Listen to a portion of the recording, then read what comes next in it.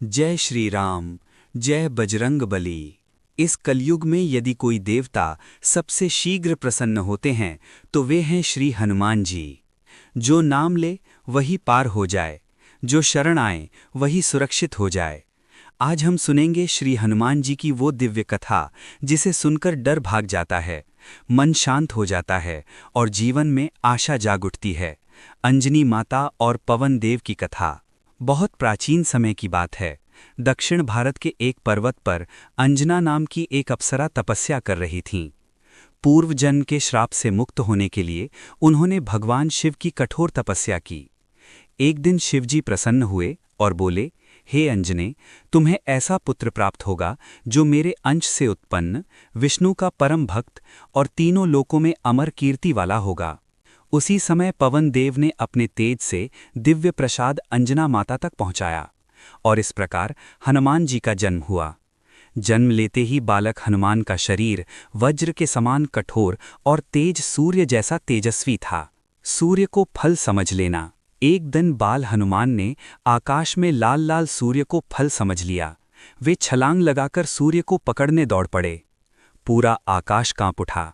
देवता भयभीत हो गए। इंद्रदेव ने वज्र से प्रहार किया जिससे हनुमान जी की ठोड़ी पर चोट लगी। इसी से उनका नाम पड़ा हनुमान। पवन देव क्रोधित हो गए और वायु का संचार रोक दिया। संसार में हाहाकार मच गया।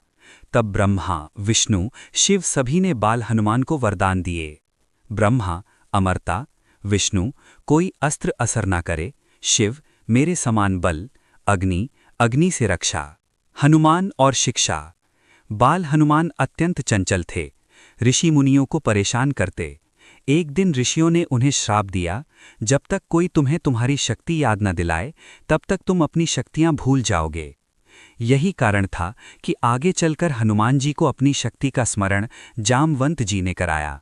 श्री राम से प्रथम मिलन। समय बीतता गया।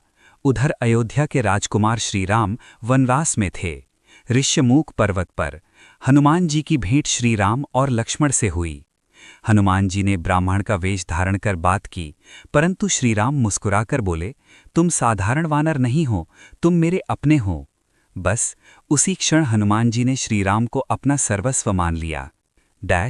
सीता माता की खोज। रावण ने माता सीता का हरण कर लिया। संपूर्ण वानर सेना खोज में निकली। समुद्र के तट पर सब निराश थे। तभी जामवंत जी ने हनुमान को उनकी शक्ति याद दिलाई। हनुमान बोले, यदि प्रभु राम का कार्य है तो ये सेवक अपना प्राण भी न्यौछावर कर देगा। समुद्र लांघना। हनुमान जी ने विशाल रूप धारण किया। पहाड़ कांप उठे।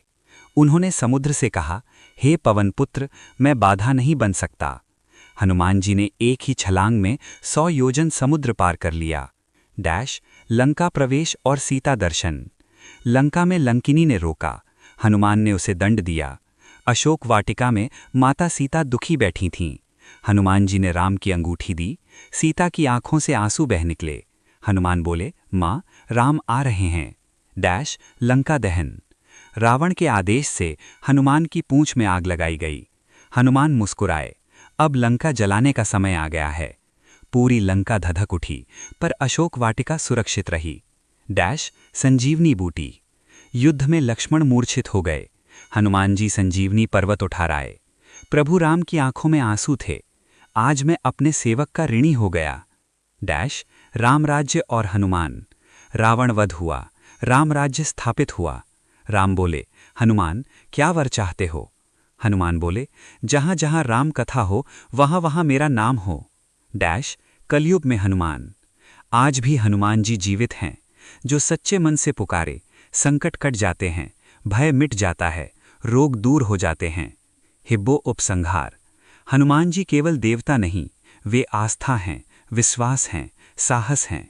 जो राम का है वही हनुमान का है। जो हनुमान का है उसे कोई हरा नहीं सकता। दिबो। जय श्री राम, जय बजरंग बली, जय अंजनी।